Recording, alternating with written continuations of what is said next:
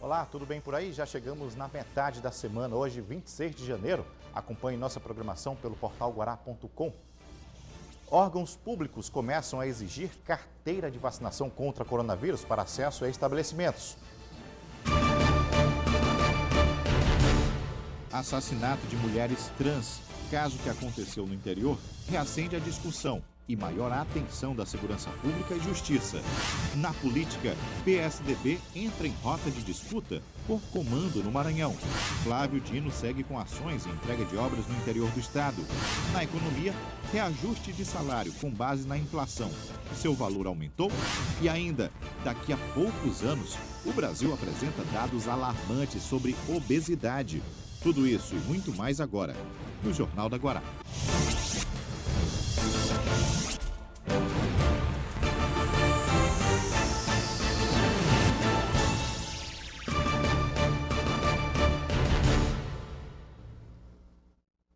A edição de hoje começa com um destaque para crimes homofóbicos. Esta semana, um assassinato brutal na cidade de Timon reacendeu o alerta das autoridades policiais e da justiça.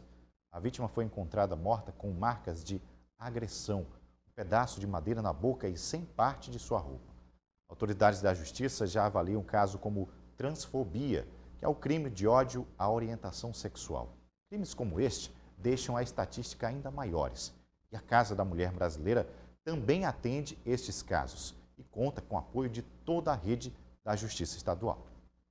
A morte da Paulinha levantou mais uma vez as discussões sobre os crimes de homofobia que acontecem no Maranhão e no Brasil.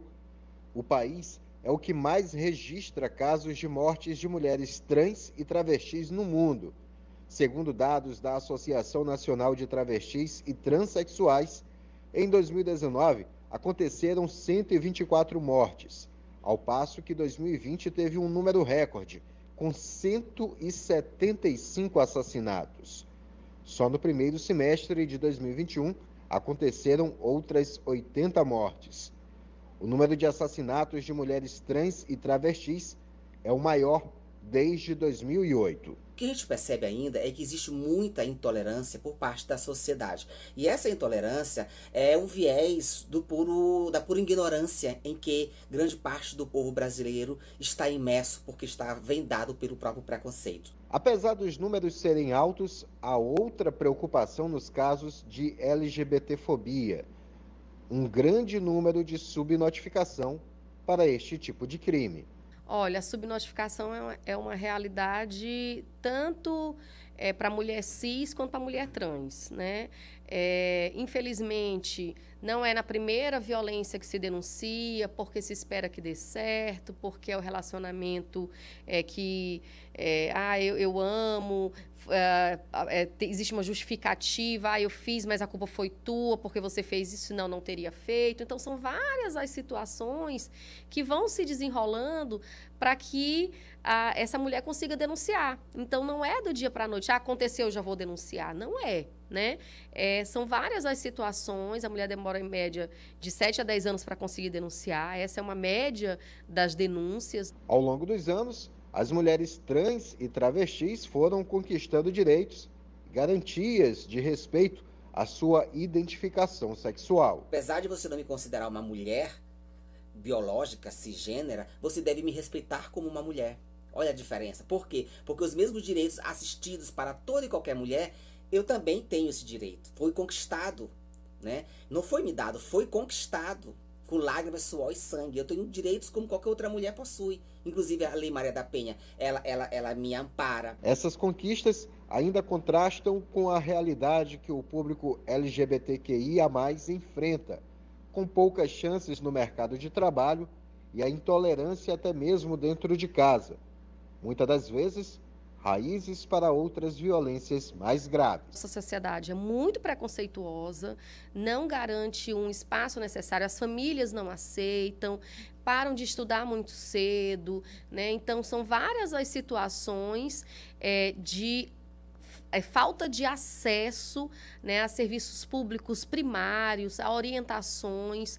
A gente tem participado de muitos diálogos com a população LGBT, com a população trans, e essa é uma realidade, né? Muitas famílias não aceitam, o que faz com que saiam muito cedo de casa e muitas das vezes sendo vítimas de tráfico de pessoas ou mesmo entrando para a realidade de profissionais do sexo, algumas por querer, mas a boa parte, né, por uma falta de opção da nossa sociedade. E falando agora sobre passaporte da vacinação, carteira de vacinação contra coronavírus.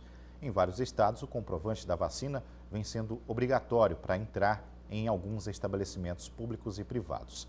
Aqui no Maranhão, o presidente da Assembleia Legislativa deve prorrogar medidas sanitárias, obrigando o uso de máscaras e também a apresentação do comprovante da vacinação.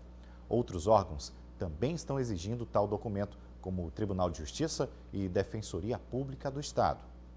Desde o início do ano, o acesso a algumas repartições públicas só está sendo possível mediante a apresentação do comprovante de vacinação.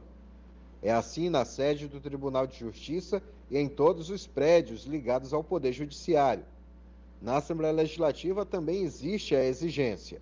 Na Defensoria Pública, o comprovante é exigido para que qualquer pessoa tenha acesso às dependências em qualquer um dos prédios do órgão. Essa medida é para garantir a segurança das pessoas que trabalham na instituição ou buscam os serviços de lá. Desde o início do retorno das nossas atividades após o recesso forense, a gente procurou medidas de segurança, né, sanitária, tanto para resguardar a saúde dos nossos assistidos, de quem aqui nos procura também, quanto dos nossos servidores, para que o atendimento possa continuar.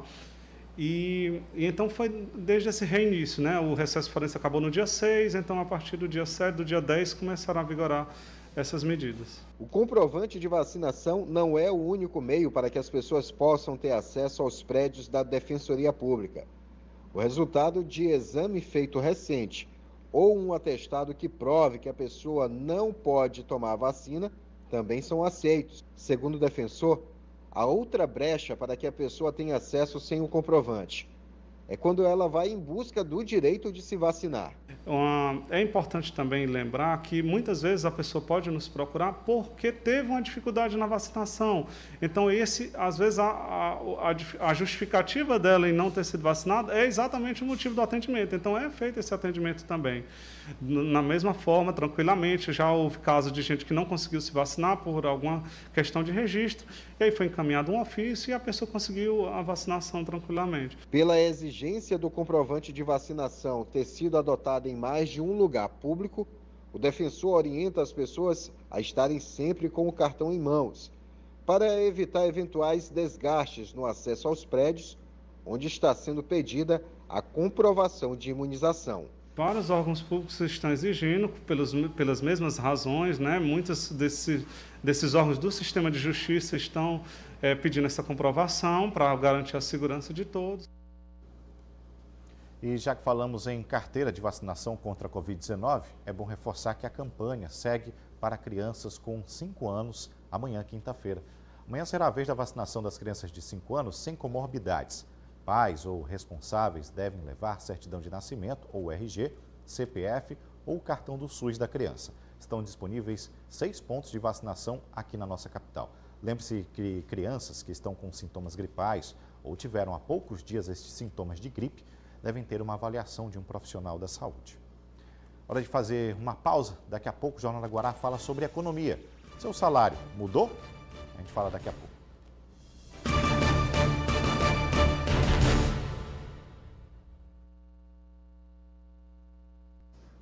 Quarta-feira, dia de aprofundar pautas sobre economia no Jornal da Guará, e vamos começar falando sobre reajuste salarial.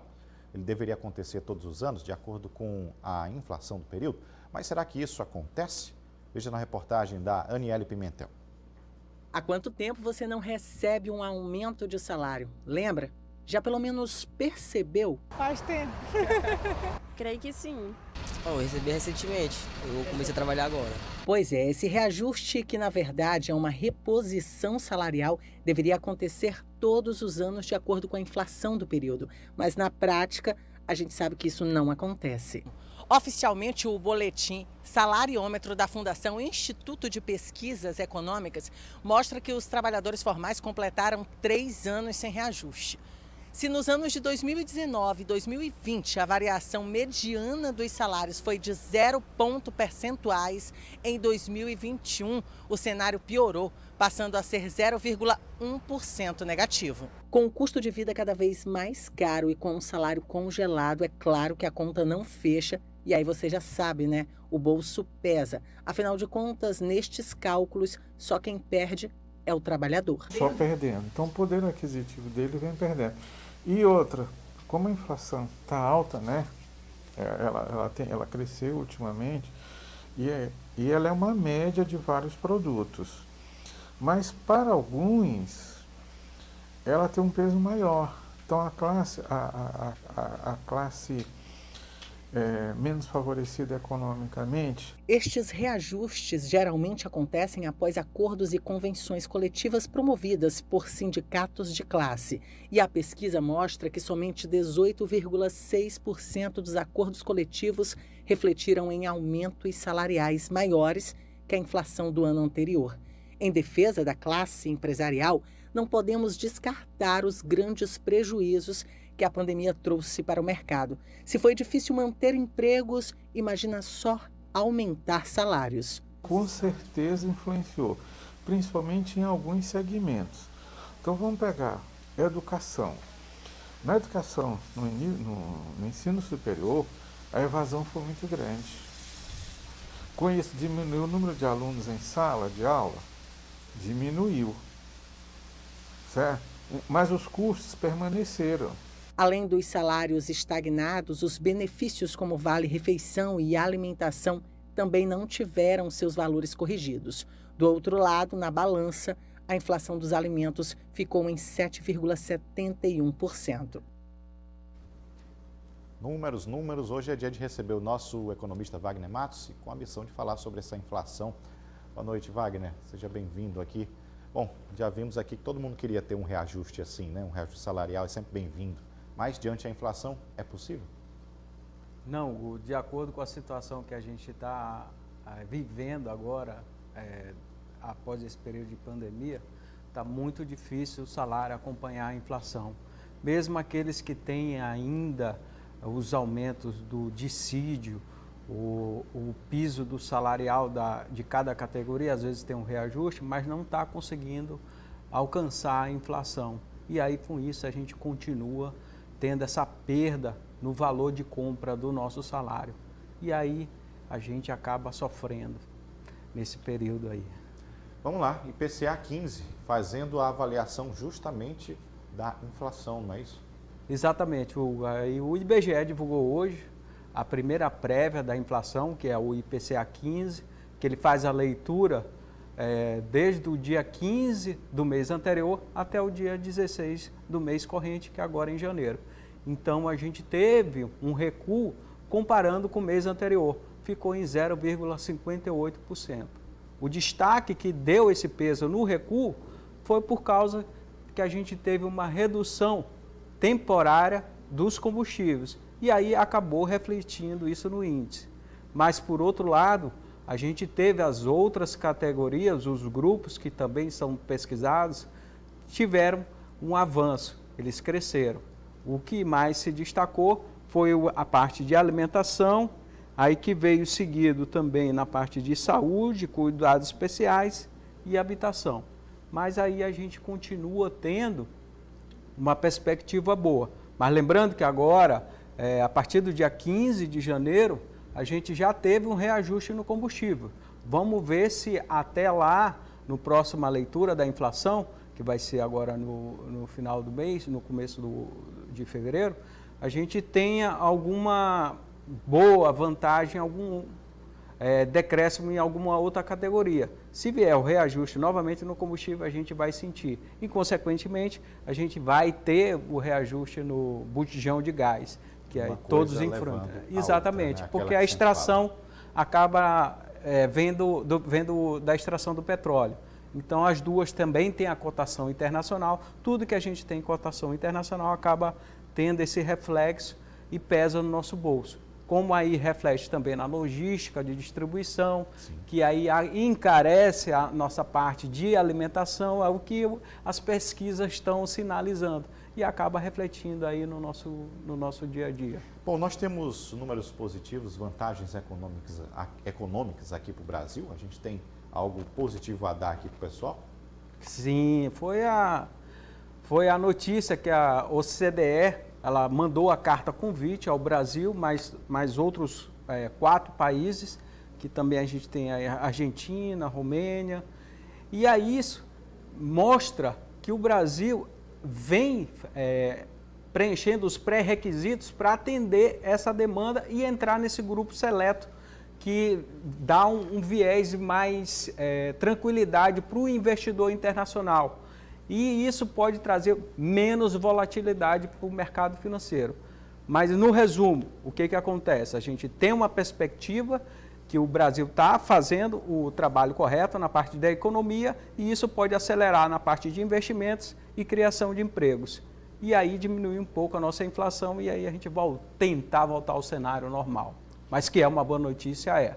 Amém. Muito obrigado, Wagner. Uma ótima noite para você. Viu? Eu que agradeço. Um abraço a você, um abraço a todos. Até mais. Boa noite. Tchau, tchau.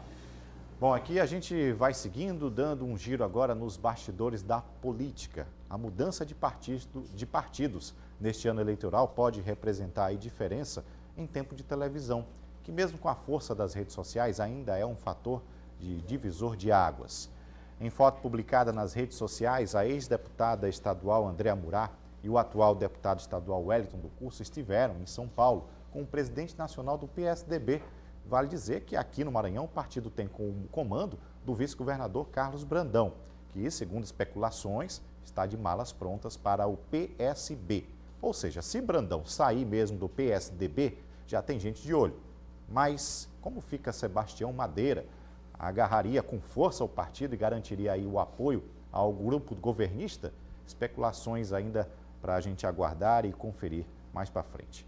Bom, e agora um destaque sobre uma ação movida pelo governo do estado do Maranhão contra pensões vitalícias a ex-governadores. O Ministério Público Federal defende que seja suspensa a decisão que permitiu o pagamento mensal de aposentadoria e pensões vitalícias a ex-governadores do estado do Maranhão, suas viúvas e dependentes. No parecer enviado ao Supremo Tribunal Federal, o Procurador-Geral da República, Augusto Aras, aponta risco de dano em se permitir a continuidade desses pagamentos. Para ele, a prática afronta os princípios constitucionais da igualdade, moralidade e da impessoalidade. Hoje, a ministra do STF, Rosa Weber, suspendeu o pagamento de pensões vitalícias pelo estado do Maranhão aos seus ex-governadores, Edson Lobão e também José Reinaldo Tavares.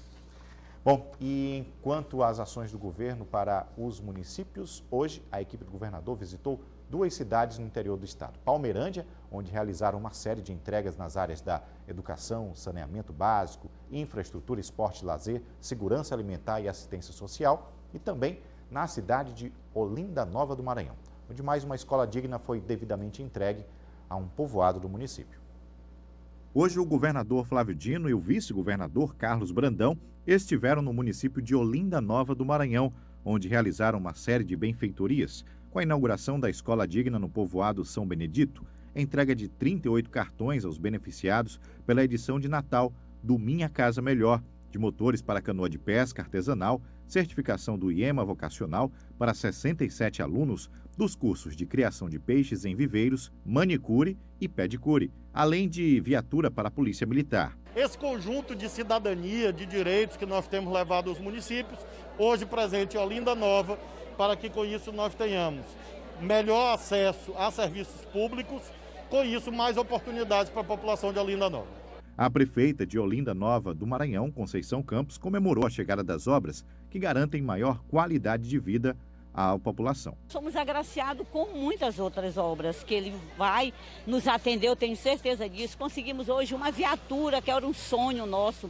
Vamos receber uma ambulância, nós temos agora urbanização, nós temos mais asfalto, nós vamos conseguir a nossa Praça da Família e o nosso restaurante popular, que é importantíssimo para um município carente como o nosso. No próximo bloco, vamos falar sobre segurança pública do estado. Eu volto já.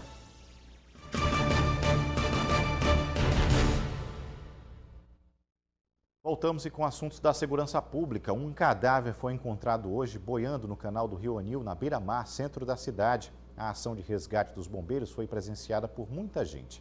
A vítima não foi identificada, não possuía marcas no corpo e não se encontrava em estado de decomposição. Segundo informações do Corpo de Bombeiros, esse corpo é de um homem adulto, negro, com tatuagens de leão nas costas. O corpo foi encaminhado para o Instituto Médico Legal para as devidas providências. E a Polícia Civil do Maranhão concluiu o inquérito do caso do Gabriel da Silva Nascimento, de 23 anos, que foi agredido dentro do próprio carro, em frente de casa, na cidade de Açailândia, aqui no Maranhão. Os acusados das agressões foram indiciados por tentativa de homicídio. João Carvalho tem as informações. A Polícia Civil já encaminhou para a Justiça do Maranhão o inquérito final sobre as agressões sofridas pelo jovem Gabriel da Silva Nascimento, de 23 anos. Episódio ocorrido no último mês de dezembro.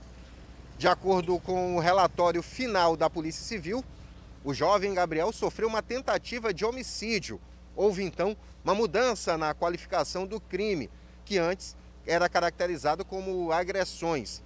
Mas, devido aos resultados dos exames feitos pelo Instituto de Criminalística, foi apontado que houve sim uma tentativa de homicídio contra o jovem Gabriel. Dessa forma, a Polícia Civil então indiciou tanto o empresário Jonathan Silva Barbosa como a dentista Ana Paula Costa Vidal por tentativa de homicídio.